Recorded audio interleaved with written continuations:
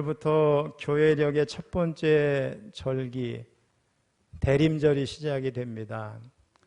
우리 여러 가지 혼돈스럽죠. 여러 가지 용어를 써요. 대강절, 또 강림절, 대림절.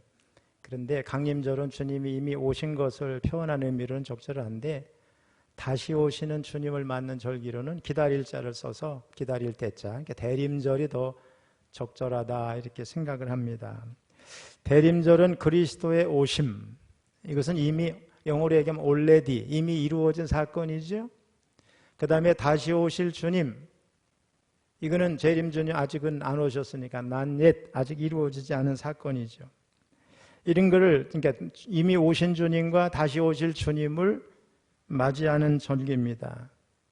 즉 주님께서 육신을 입으시고 이 땅에 오심을 축하함과 동시에 우리 믿는 자들이 그리스도의 재림의 때에 하나님의 심판대 앞에 서게 되는 영광의 때를 준비하는 절기입니다. 역사적 우주적 종말은 예수님의 재림과 그로 말미암아 이루어질 마지막 심판인데, 그 마지막 때가 정말 가까이 왔다고 베드로서 기자는 말씀하고 있어요. 우리 4장 7절 한번 읽어보겠습니다. 시작. 만물의 마지막이 가까이 왔으니 그러므로 너희는 정신을 차리고 근신하여 기도하라. 그래서 이 시간에는 깨어있으라, 이런 제목으로 예수님의 재림에 대해서 한번 살펴보려고 합니다. 자, 재림은 확실합니다. 주님의 재림을 믿으시죠? 너무 확신이 있어요. 우리는 확신을 가져야 돼요. 신구약 성경을 전체적으로 살펴보면은 예수님의 초림보다 재림에 대한 말씀이 8배나 더 많습니다. 총 218장으로 구성된 우리 신약 성경에만 예수님이 다시 오신다고 하는 표현이 318회 기록되어 있어요. 이것은 신약 성경 한 장을 읽을 때마다 약 1.5회 예수님 다시 오신다고 이렇게 표현하고 있는 것과 똑같습니다. 우리 신약 성경의 빌레몬서, 요한 2서, 요한 3서, 갈라디아서를 빼놓고는 모든 성경에 예수님의 재림을 다 말씀하고 있어요. 또 사복음서에서 예수님은 자신이 재림한다고 하는 사실을 20번이나 언급을 하고 계세요. 마태복음 23장 37절로 39절, 또 마태복음 24장 5장, 또 요한복음 14장 1절로 3절, 또 예수님이 감난산에서 승천하기 그때 길을 기록하고 있는 사도행전 1장에 자세히 주님의 재림이 언급이 되어 있습니다. 사도 바울도 히브리서 9장 28절을 포함해서 무려 50여 회에 걸쳐서 예수님의 재림을 언급하고 있습니다. 성경의 맨 마지막 책 요한계시록은 책 전체가 예수님의 재림을 다루고 있어요. 특히 맨 마지막 장 22장 20절 역시 예수님이 다시 오신다고 기록하고 있어요. 한번 읽어봅니다. 시작. 이것들을 증언하시니가 이르시되 내가 진실로 속히 오리라 하시거늘 아멘. 주 예수여 오시옵소서. 자, 그러므로 예수님이 다시 오신다고 하는 것은 우리들의 추측이 아니에요. 성경이 너무나 처음부터 끝까지 반복해서 계속해서 분명하게 전해주는 말씀이에요. 즉 예수님의 재림은 논쟁의 대상이 아니고 우리의 확신이어야 될 줄로 믿습니다. 그리고 그분이 재림이 있다 없다를 논하는 거 이미 기독교를 벗어난 거라고 생각하면 되겠어요. 우리 기독교 신앙을 가진 사람은 성경에 너무나도 분명하게 말씀하기 때문에 이건 논쟁의 대상이 아닙니다. 자, 그러면 재림하시는 주님은 어떤 모습으로 이 땅에 오실까? 오늘 본문에 보면 무엇보다도 주님의 재림은 환난 후에 해와 달과 별 등의 어떤 이상한 변화로부터 주님의 재림이 시작된다고 말씀하고 있어요. 우리 29절 읽어봅니다. 시작. 그날 환난 후에 즉시 해가 어두워지며 달이 빛을 내지 아니하며 별들이 하늘에서 떨어지며 하늘의 권능들이 흔들리리라. 그리고 신약 성경을 보면서 우리는 예수님이 재림하실 때에 많은 것들을 말할 수 있지만 3가지로 요약해서 말씀드릴 수 있어요. 재림하는 모습. 첫째가 뭐냐면 우리의 눈으로 볼 수 있게 오세요. 예수님의 재림 사건은 어떤 한 특정한 지역의 국지적인 사건이 아니고 모든 사람이 볼 수 있게 오시는 사건이에요. 요한계시록 1장에 보면 그를 찌른 자도 본다고 그랬어요. 자, 우리 30절을 읽어봅니다. 시작. 그때에 인자의 징조가 하늘에서 보이겠고 그때에 땅의 모든 족속들이 통곡하며 그들이 인자가 구름을 타고 능력과 큰 영광으로 오는 것을 보리라. 주님의 재림의 모습은 누구나 다 볼 수 있는 사건이에요. 두 번째로는 영광과 위엄 있는 모습으로 주님이 오십니다. 이 땅에 초림하신 예수님은 겸손하셔서 말을 탄 게 아니라 나귀를 타셨어요. 예루살렘 입성하실 때도. 명령하는 자가 아니라 무릎을 꿇고 제자들의 발을 씻겨주시는 분이셨어요. 저자를 십자가에 달라가 아니라 스스로 십자가에 달리셔서 목숨을 내어주셨어요.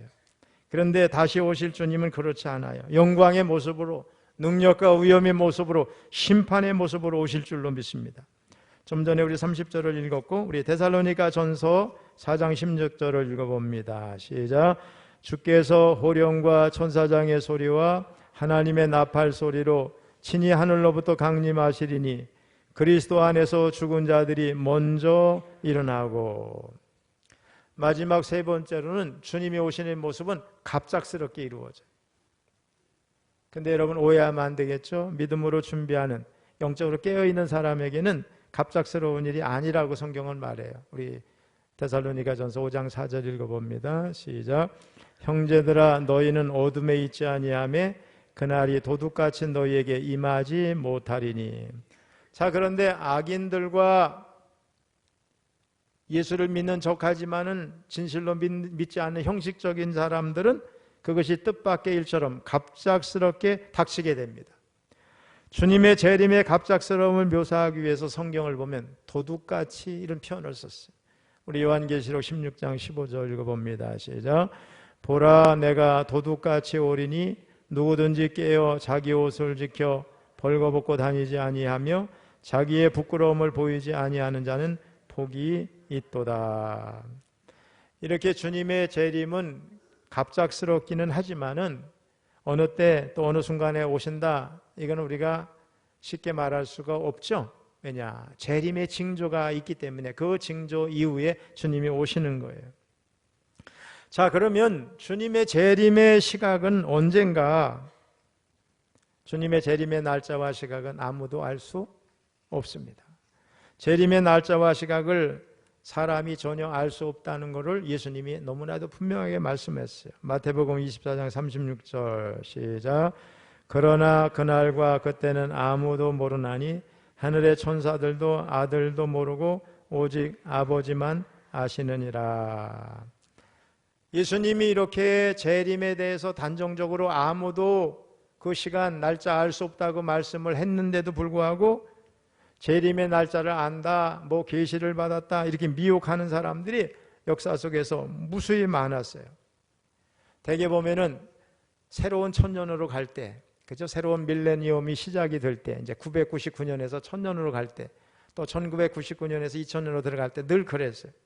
서기 999년 유럽에서는 새천년을 앞두고 종말이 됐다는 생각이 만연해져 가지고 12월 30일에 많은 사람들이 높은 산에 올라가서 예수님의 재림을 기다리는 웃지 못할 일이 실제로 있었어요. 19세기 미국에서도 종말 예언이 성행을 했어요. 윌리엄 밀러는 1844년 3월 21일 예수님이 재림한다고 그래가지고 많은 사람들을 혼란에 빠뜨렸어요. 또 여호와의 증인의 창시자 찰스 러셀은 1874년에 예수님의 재림이 임한다, 있다 이렇게 했는데 어긋나니까 1914년에 천년왕국이 시작이 됐다고 주장을 했어요. 우리나라도 예수님의 재림 날짜를 예언한 거짓 예언자들이 계속 많았고 지금도 있어요. 특별히 유명한 건 1992년 10월 28일을 재림의 날짜로 선언한 사람이 있죠. 그래서 사회를 혼란스럽게 했어요. 다미 선교의 이장님 사건 아시죠? 이장님 씨. 그 이장님은요 감리교 신학대학의 중퇴한 신학생이었어요. 생명의 말씀사에서 뭐 여러 가지 영어로 된 거 번역을 하는 일을 하다가 어디 이상하게 종말론에 빠졌던 것 같아요. 역사적으로 보면요 신학교 중퇴한 사람이 문제를 많이 일으켰어요. 유럽에도 다 그래요. 저는 아주 피부로 느껴요. 제가 진해에 있을 때 우리 해군사관학교 오는 34기 소령한 분도 도시락을 싸갖고 다니면서 주님 종말이 온다고 막 그래서 웃음거리가 되고 해군에 큰 문제를 일으켰어요. 나중에 이제 그분이 여기 육군사관학교에서 근무할 때 제가 집사람하고 가봤고 도저히 한국에 살 수 없어서 지금 미국으로 가족이 다 건너갔어요. 제가 해군에 있을 때 그 이웃에 이렇게 살았고 교회에서 찬양대도 하고 그러신 분이었어요. 문제를 일으켰어요. 부끄러운 얘기지만 저희 사돈 가운데 한 사람도 공부 많이 해서 이화여대를 나오신 분이에요. 근데 시한부 종말론에 거기 92년 10월 28일 거기 빠져가지고 담미성기에 빠져가지고 여러분 아시죠? 하얀 옷 입고 밤 12시쯤 해가지고 막 손들고 이렇게 한 사람들 TV에 나오는 거 봤어요? 그 중에 한 사람이 저희 사돈이었어. 지금은 뭐 목사라고 의사 안수를 받았는지 또 목사한다고 그래요. 몰라 이 설교 우리 누가 들을까 봐 겁나네. 우리 감리교 장로님이었거든요. 제가 울산에 가면은 저희 선배 목사님이 한 분 계셨어요. 제가 그거 틀어주더 저 보라고. 거짓 지도자들이 많고 거짓 그리스도가 이 땅에 너무 많아요. 우리 분명히 알아야 되겠어요. 하나님의 뜻은 우리 사람들에게 재림의 시간을 알려주지 않는 거예요. 자, 왜냐? 만일에 이렇게 생각해 보세요. 2000년 전에 예수님의 재림이 2000년 후라고 그러면 2000년 이전에 살던 사람들은 재림이 아직도 멀었으니까 신앙이 해이해지고 실망하고 낙심할 거 아니에요. 그리고 또 2000년 즈음에 사는 사람들은 주님의 재림이 가까이 왔다고 그래서 난리를 피고 아마 무정부 상태가 될 것 같아요. 예수님의 재림의 시간에 대한 하나님의 이 비밀은 성도들에게 결과적으로 유익한 거예요. 지금도 유익하고요. 자, 그런데 여기서 보면 그날과 그때는 아무도 모르나니 하늘의 천사도 아들도 모르고 오직 아버지만 아신다. 이 말이 무슨 뜻인가? 혹시 여러분 가운데서도 천사들도 모른다는 얘기는 내가 받아들이겠다. 근데 어떻게 예수님도 모른다고 말씀하시는가? 나 이거 받아들이기 어렵다. 이렇게 생각하는 분도 있어요. 근데 분명한 것은 아들도 모르고 오직 아버지만 아신다. 이 말은 성부 하나님과 성자 하나님의 어떤 질적인 차이나 능력의 차이를 말하는 게 아니에요. 사역의 질서와 기능적 측면의 구분을 의미하는 겁니다. 다시 말하면 성부, 성자, 성령은 삼위일체지요.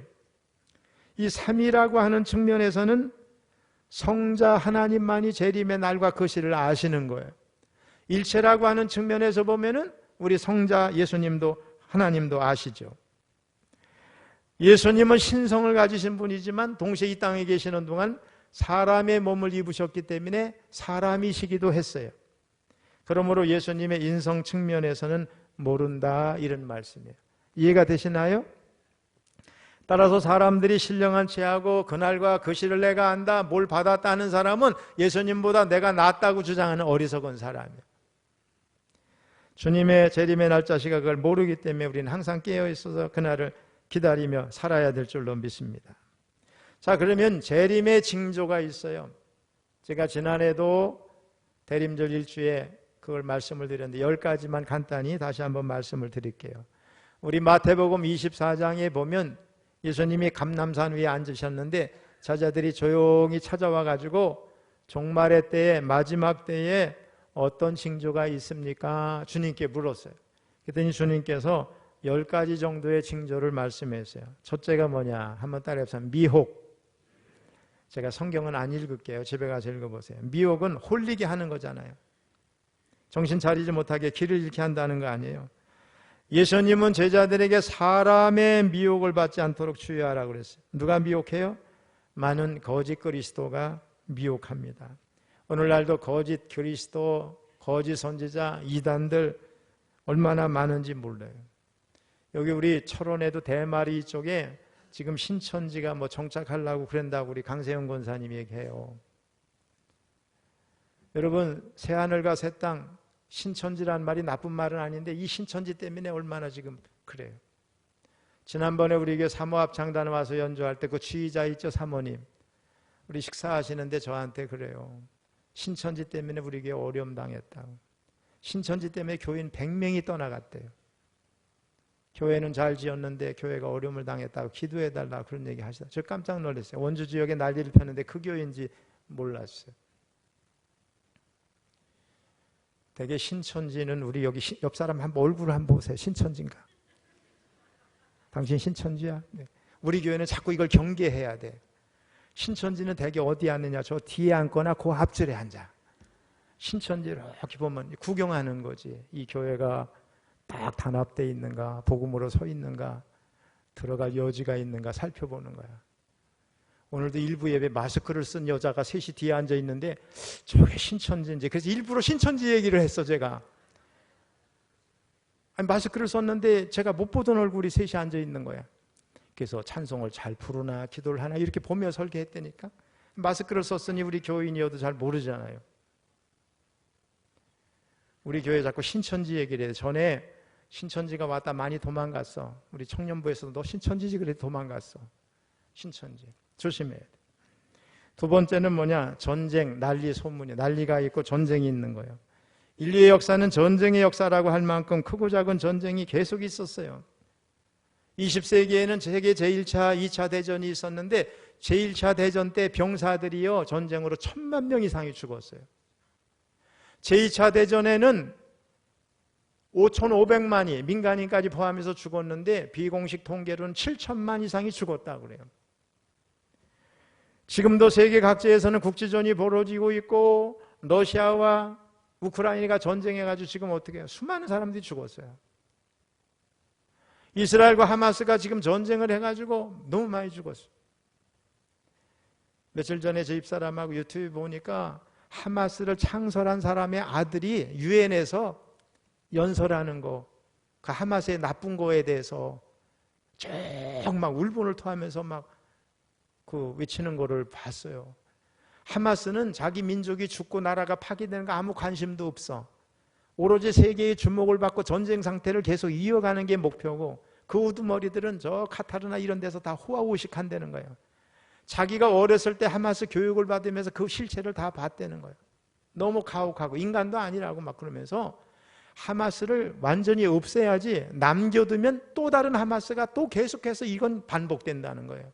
하마스를 만든 사람 중에 만든 사람의 아들이 그 얘기를 하고 있어요. 완전히 씨를 말려야 된다고 그랬어요. 물론 애매한 민간인이 피해를 너무나 많이 받고 있기 때문에 너무 마음이 아프죠. 그러나 하마스 같이 종교의 이름을 빙자해서 수도 없이 사람을 죽이고 자기들의 생존, 자기들만 인정받으면 되는 거예요. 돈만 들어오면 되는 거고 계속 전쟁 상태만 유지하면 되는 이런 사람들 때문에 지금 계속해서 혼란이 가중돼. 여러분 감상적인 생각 갖지 말고 기도는 해야 돼. 애매한 사람이 억울한 민간인들이 죽지 않게 해달라고 기도하지만 하마스는 제거돼야 돼요. 저는 그렇게 생각해요. 생각이 다른 사람이 있으면 슬그머니 나가세요. 전쟁은 끝나야 돼. 전쟁이 끝나야 돼. 세 번째 마지막 징조가 뭐냐? 기근이에요. 현재 전 세계 38개국 4,400만 명이 기근과 심각한 부족, 식량 부족에 시달리고 있어요. 대부분 아프리카에 살고 있지만은 앞으로 중동, 라틴 아메리카 각국에서 점점 늘어난다고 그래요. 기근과 전쟁 같은 분쟁이나 또 가뭄 같은 기후 상황과 이런 거 다 연결되어 있는 것들. 그 나라들은 대개 들어가기도 어렵고 분쟁이 있어서 그렇죠? 돕기도 어렵고 또 그걸 대비할 여력이 없는 국가들에서 그런 일이 많이 발생하고 있어요. 네 번째는 전염병입니다. 과거부터 흑사병, 천연두, 독감 같은 전염병으로 많은 사람이 희생이 됐는데 그죠? 여러분 기억하는 것도 저 근래에 와서 뭐가 사스, 메르스, 또 지난 3년 동안 코로나19 이런 급성 호흡기 증후군 때문에 고통받고 있고 또 면역체계가 무너진 에이즈, 아주 인류를 위협하는 그런 병 아닙니까? 앞으로 어떤 게 또 올지를 모른다는. 다섯 번째 지진입니다. 지난해 2022년만 이렇게 보니까 멕시코, 일본, 중국, 필리핀 등에서 대규모 지진이 발생을 했고 금년 2월에도 여러분 아시죠? 티르키예, 시리아 여기서 7.8 규모의 큰 지진이 발생했어요. 우리나라도 지금 저 동쪽 아래 어디 포항 근처에서 또 경주 이런 데서 자꾸 지진이 나죠? 저는 철원에 사는 게 감사하더라고요. 그죠? 거기 있는 분들이 불안할 것 같아. 저 남쪽에는 그냥 저 부산의 바닷가에 굉장히 높은 빌딩에서 멋있잖아요. 근데 태풍 부니까 막 그 높은 100층 되는 뭐 아파트들이 막 흔들려요. 여러분 그런 데 살고 싶으세요? 그런 아파트들이 막 100억대 가요, 금액이. 근데 우리는 그런 돈이 없어도 평안하게 살잖아요. 얼마나 좋아. 근데 지금 말이에요, 이 동쪽에 경주 이쪽에 막 지진나 우리나라도 안전하지 않아요. 마지막 종말의 징조 가운데 하나가 뭐라고요? 지진입니다. 6번째는 박해예요. 역사적으로 보면 유대인들이 많은 박해를 받았어요. 15세기 아람브라 칙령으로 스페인에서는 유대인들을 다 추방했어요. 또 2차 대전 때 나치가 벌인 이걸 홀로코스트라고 그래요. 대학살이에요. 폴란드 아우슈비츠를 비롯해서 죽음의 수용소에서 600만 이상 명이 죽음을 당했어요. 또 역사적으로 보면 우리 천주교가 우리 개신교 성경 번역했다고 죽이고 성경을 소지했다고 죽이고 개혁을 주장했다고 죽이고 화형에 처하고 이런 일들이 얼마나 많았는지 몰라요. 지금도 세계 각국에서 기독교 신자라는 이유로 성경을 가졌다는 이유로 고통을 당하는 사람들이 되게 많습니다. 7번째는 뭐냐? 배교입니다. 거짓 선지자들이 많이 나와가지고서 많은 사람을 미혹합니다. 그래서 배교자가 많이 생깁니다. 배교는 뭐예요? 어떤 종교를 버리고 다른 종교로 가거나 종교를 안 갖는 건데 뭐 아무 종교 없는 사람은 없어요. 자기 자신을 믿기라도 하니까. 8번째는 불법입니다. 배교가 교리적인 측면이라고 하면 불법은 윤리 도덕적인 측면이에요. 불법이 뭔가 사전을 찾아보면 부정한 행위, 죄, 사악, 심한 부정, 무도, 간악함 이런 뜻이 있어요. 그러니까 하나님의 기준을 왜곡하거나 탈선하는 것을 의미해요. 주의 이름으로 선지자 노릇하고 권능을 행하면서 하나님의 계명을 거스르는 거예요. 뭐 때문에 그래요? 하나님을 마음속에 모신 자가 아니라 자기가 왕이에요. 하나님의 법 대신에 자기 기준이 법이 되기 때문에 그래요. 9번째는 사랑이 식어진다고 그랬어요. 가족 간, 이웃 간 사랑뿐만 아니라 하나님에 대한 사랑이 식어져요. 하나님에 대한 사랑이 식어져서 사람에 대한 사랑도 식어져 가고 있어요. 사랑이 식는 이유는 뭐냐? 불법이 성하기 때문에 그렇습니다. 교회 지도자의 불법을 보고 성도들의 사랑이 식습니다.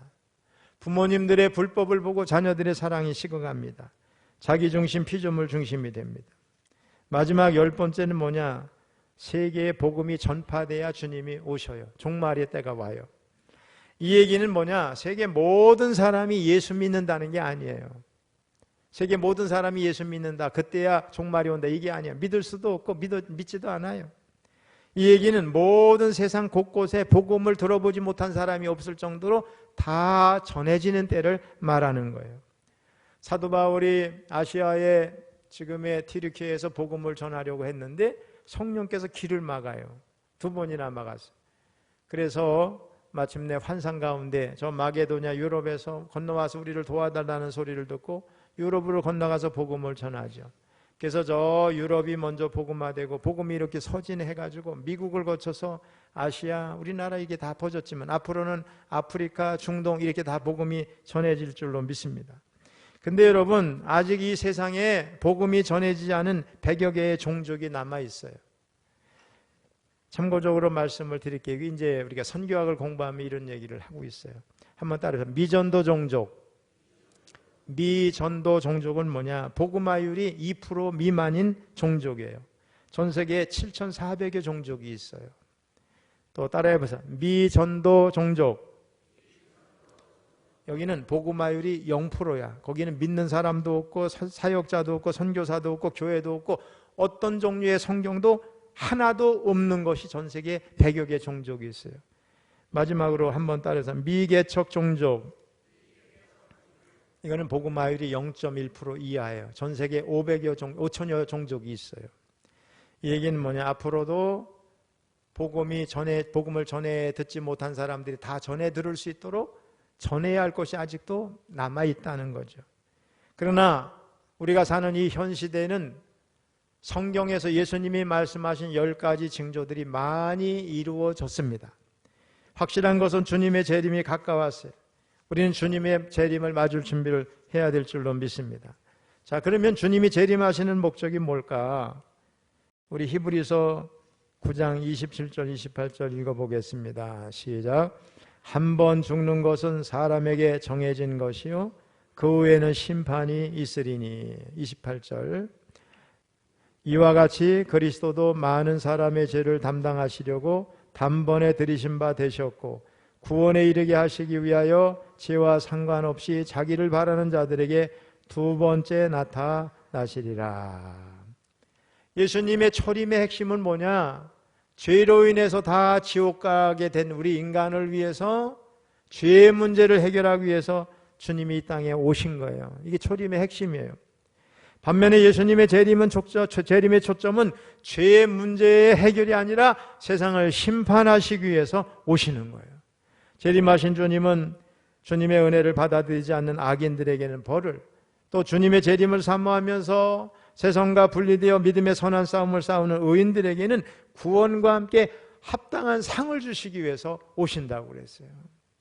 자, 우리 마태복음 16장 27절 읽어봅니다. 시작.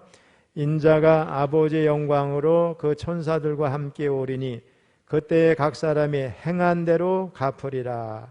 25장 46절 시작.